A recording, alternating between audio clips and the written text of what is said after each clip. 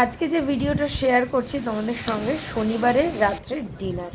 আজকে আলুর দম আর পরোটা করব।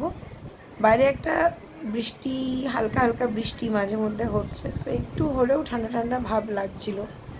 তো যার জন্য ভাবলাম গামাখা একটা সুন্দর আলুর দম করব, অবশ্যই সেটাতে গ্রেভি থাকবে আর একটু মোটা মোটা পরোটা, ব্যাস ডিনার ছাপোষা কিন্তু টেস্টি।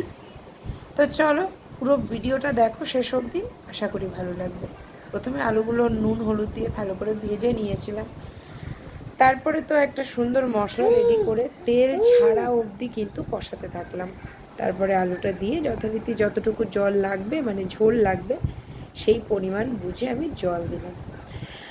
এরকম ধরনের সুন্দর আলুর দম আর গরম গরম পরোটা বা লুচি দুর্দান্ত লাগে কিন্তু। ঝোলটা কিন্তু ফুটছে এবং দারুণ একটা সুবাস বেরোচ্ছে।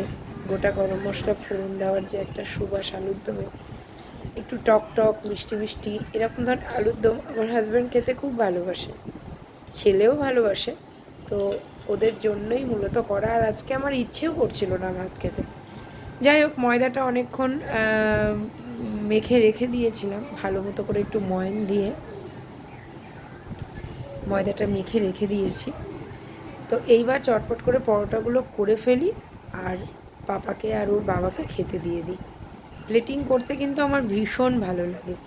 রান্না সুন্দর টেস্ট করে করা আর সেটাকে প্রেজেন্ট করা এবং প্লেটিং করা, এটা কিন্তু রান্নার একটা অন্যতম অঙ্গ। যে কোনো রান্নার প্রতিযোগিতায় প্রেজেন্টেশনের ওপরে কিন্তু আলাদা একটা মার্ক থাকে। তো যাই হোক, হয়ে গেছে আমার প্লেটিং করা, এবার ওদেরকে সার্ভ করে দেব। তার আগে একটু ফটোশ্যুট করে নিলাম, যেটা প্রচণ্ড ইরিটেটিং আমার বরের কাছে। যাই হোক, তবুও আমাকে করতেই হয়, এটা আমার ভালো লাগার একটা জায়গা। তো চলো, এই ছিল আমাদের ভিডিও, আমরা চটপট খেয়ে নিই। Good night.